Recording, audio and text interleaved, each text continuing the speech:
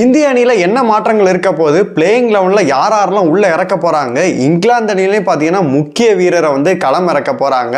டாஸை ஜெயிச்சோன்னே இந்திய அணி என்ன பிளான் பண்ணும் எல்லாத்தையுமே நம்ம ஃபுல்லாகவே பார்த்துடலாம். ஹாய் மக்களே, நான் உங்கள் ஷாம். நிறைய பேர் வீடியோ பார்க்குறீங்க, ஆனால் லைக் பண்ணால் பார்க்குறீங்க. லைக் பண்ணிட்டு பார்த்தீங்கன்னா ரொம்பவே சந்தோஷமாக இருக்கும். 4th டெஸ்ட் பார்த்தீங்கன்னா நாளைக்கு நடக்க இருக்குது மான்செஸ்டரில்.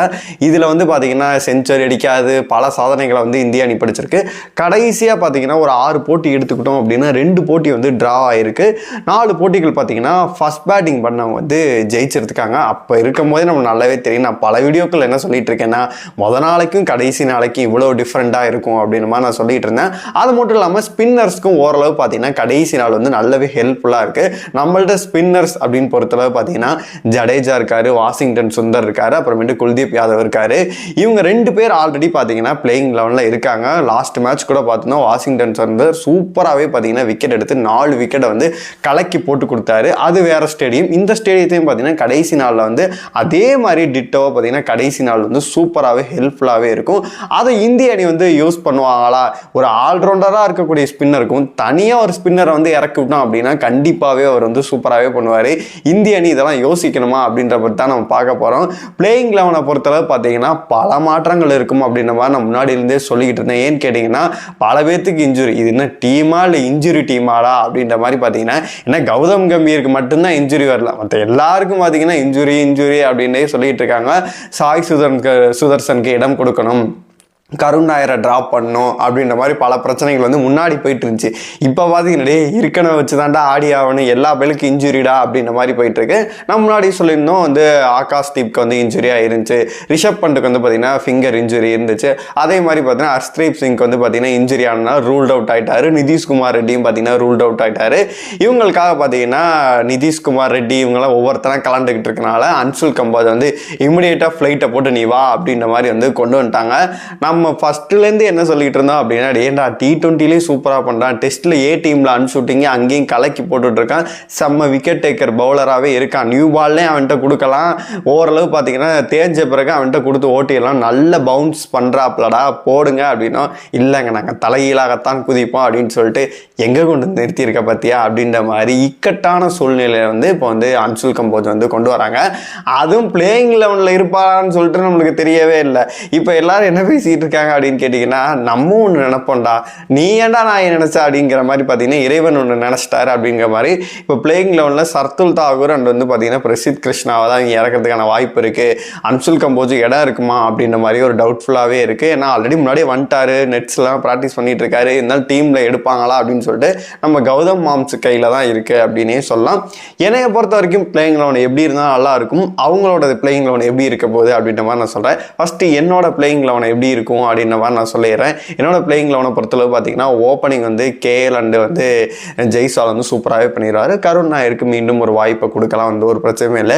ரிஷப் பண்ட்டுக்கு முக்கியமான அப்டேட் என்ன அப்படின்னு கேட்டிங்கன்னா, ஃபிங்கர் இன்ஜுரி இருக்குது, ஆனால் வந்து பார்த்தீங்கன்னா கீப்பிங் பண்ணுவார், நல்லா இருக்கார், 8 நாள் பிரேக் ஆயிடுச்சு அப்படின்ற மாதிரி சொல்லிட்டாங்க. அதனால் வந்து அவர் இருந்தார் அப்படின்னா அவரையுமே வந்து பிளேயிங் லெவனில் இருக்குது. அப்புறமேட்டு நம்ம கில்லு சூப்பராக பண்ணிடுவார், கேஎல் இவங்கெல்லாம் பிரச்சனையே இல்லை. டாப் ஆர்டர் வந்து ஒரு செகண்ட் மேட்ச் கலக்கின மாதிரி இந்த மேட்சும் கலக்கிட்டாங்க அப்படின்னா பிரச்சனை இல்லை. போன மேட்ச் மட்டும் ஞாபகமே வரக்கூடாது, ஏன்னா டாப் ஆர்டர் சுத்தமாகவே சொதப்பிட்டாங்க அப்படின்னே சொல்லலாம். அதன் பிறகு வாஷிங்டன் சுந்தர் ஒரு வாரியராக எனக்கு அப்புறமேட்டு எவன்டா விக்கெட் விழுன்னு சொல்லிட்டு கடைசி வரைக்கும் ஜடேஜாவாக இருக்கட்டும் இவங்கெல்லாம் பார்த்தீங்கன்னா ஒரு செட்டில்டான மாதிரி பார்த்தீங்கன்னா கருண் நாயர் இவங்க எல்லாம் சேர்த்து அழகாக சூப்பராகவே இருக்குது. 6-7 வரைக்கும் பார்த்தீங்கன்னா நல்லாவே பேட்டிங் இருக்குது. அதன் பிறகு வந்து அன்சுல் கம்போஜாக இருக்கட்டும், இந்த இடத்துல வந்து நான் குல்தீப் யாதையுமே கொண்டு வந்து பார்க்கும்போது செமையாகவே இருக்குது. ஆகாஷ் தீப் இல்லாத பூம்ரா, சிராஜ் இவங்க நான் சொல்கிற பிளேயிங் லெவனை பார்க்கும்போதே உங்களுக்கே புரிஞ்சிருக்கும், செட்டில்டாக இருக்குது.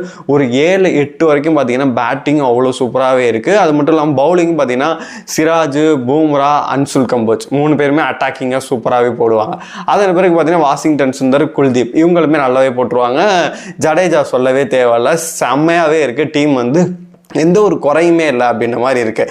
ஆனால் அவங்களோட பிளேயிங் லெவன் எப்படி இருக்க போகுது அப்படின்னு கேட்டிங்கன்னா, கருண் நாயருக்கு மீண்டும் ஒரு வாய்ப்பு கிடைக்கும் அப்படின்ற மாதிரி தான். இதில் 2 சேஞ்சஸ் மட்டும் அவங்க நான் சொல்கிறதுல வந்து அவங்க பண்ணுவாங்க அப்படின்ற மாதிரி தான் இருக்குது. நான் சொன்னேன் இல்லை, குல்தீப் யாதவை இறக்கிறதுக்கான பாசிபிலிட்டிஸ் கிடையாது. அதே மாதிரி பார்த்தீங்கன்னா சர்துல் தாகூரை தான் அவங்க கொண்டு வருவாங்க. அன்சுல் கம்போஜை கொண்டு வருவாங்கன்னா அதுவுமே கேள்விக்குறியாக தான் இருக்குது. அப்புறமேட்டு பார்த்தீங்கன்னா பிரசித் கிருஷ்ணா அங்குசாமியை மீண்டும் களத்தில் இருக்கிறதுக்கான வாய்ப்புகள் தான் இருக்குது. நான் சொன்ன பிளேயிங் லெவனுக்கும் இந்த பிளேயிங் லெவன் பாருங்கள் ரொம்பவே டிஃப்ரெண்ட்டாக இருக்கும். இருக்கும். நீ ஏன்பா குல்தீப் யாதவ் இறக்கணும் அப்படின்னு சொல்கிறேன்னா, ஒரு ஸ்பின்னரை கொண்டு வந்து ஆல்ரெடி 2 ஸ்பின்னர் இருக்காங்க, அதுக்கு பதிலாக இவர் இன்னொரு ஸ்பின்னர் வந்து அவர் அழகாக தூக்கி போடுவாப்ல. போடும்போது பார்த்தீங்கன்னா கடைசி நாள் வந்து நம்ம வந்து பவுல் பண்ணிக்கிட்டு இருக்கோம் அப்படின்னா அவங்களை கண்டிப்பாக 192 ரன் நம்மளை அடிக்க விடாமல் சுருட்டினாங்க. 150 ரன்னுனா கூட பார்த்தீங்கன்னா அவங்கள வந்து நம்ம டார்கெட்டை வந்து அடிக்க விடாமல் வந்து முடிச்சு விட்டுறலாம் அப்படின்ற மாதிரி தான் எனக்கு பர்சனலாகவே தோணுது. ஓப்பனிங் வந்து ஏன்ப்பா குல்தீப் வந்து பேட்டிங் அப்போ டவுனாக இருக்குது அப்படின்னு சொல்லிட்டு நீங்கள் கேட்கலாம். சர்துல் தாக்கூரை கொண்டு வந்தீங்க, ஒன்றுமே பண்ணவே இல்லை. நிதிஷ்குமார் ரெட்டியை கொண்டு வந்தீங்க, அந்தளவு பெருசாக தாக்கத்தையுமே ஏற்படுத்தலை. அப்படி இருக்கும்போது அவங்களுக்கு பதிலாக நீ குல்தீப் யாதவ் அப்படிங்கும்போது ஓவரலாக ஒரு 25 ரன் தேய்த்த மாட்டாரா, ஒரு 20 ரன் அவர் தேய்த்த மாட்டாரா? ஒரு 5-6 விக்கெட் அவர் 2-3 விக்கெட் அவர் எடுத்து கொடுத்துட்டானே அவரோட கான்ட்ரிபியூஷன் ஃபுல்லாகவே முடிஞ்சு அப்படின்ற மாதிரி சொல்லலாம். என்னோட பிளேயிங் 11 இவங்களோட பிளேயிங் 11 என்ன வந்து படிக்க போகுது அப்படின்னு சொல்லிட்டு நாளைக்கு வரைக்கும் நம்ம வெயிட் பண்ணி பார்க்கலாம். இங்கிலாந்து அணியை பொறுத்தவரை பார்த்தீங்கன்னா அதில் ஒரே ஒரு பிளேயருக்கு மட்டும் பார்த்தீங்கன்னா இன்ஜுரி ஆயிருந்துச்சு. நம்ம சைடு தான் இவ்வளோ இன்ஜுரி, அவங்க சைடு பார்த்தா என்ன ஒரே ஒருத்தனுக்கு தானாடா அப்படின்ற மாதிரி பார்த்தீங்கன்னா அவங்க சைடு வந்து செட்டில்டாக சூப்பராகவே இருக்காங்க.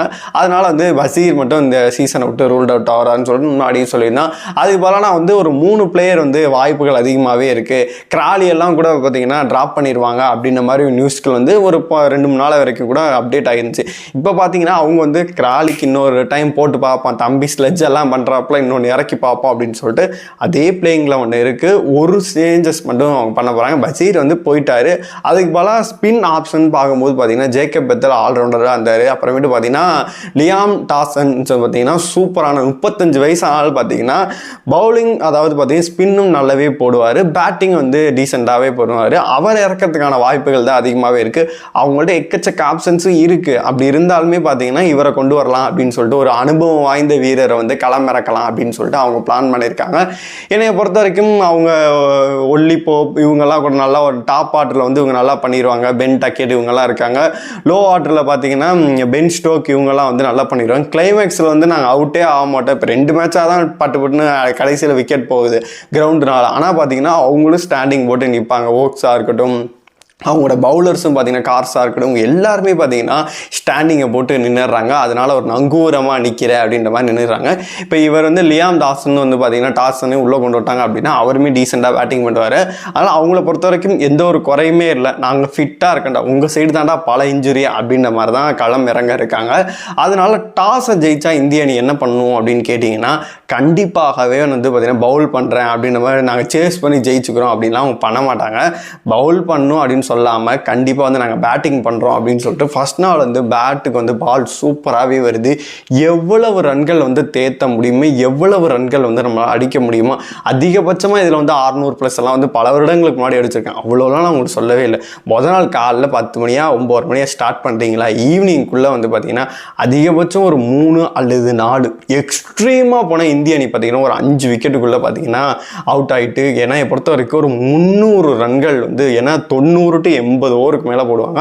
அதிகபட்சம் ஒரு 280 அல்லது 300 ரன்கள் அடித்து வந்து சோழியை முடிக்கணும்.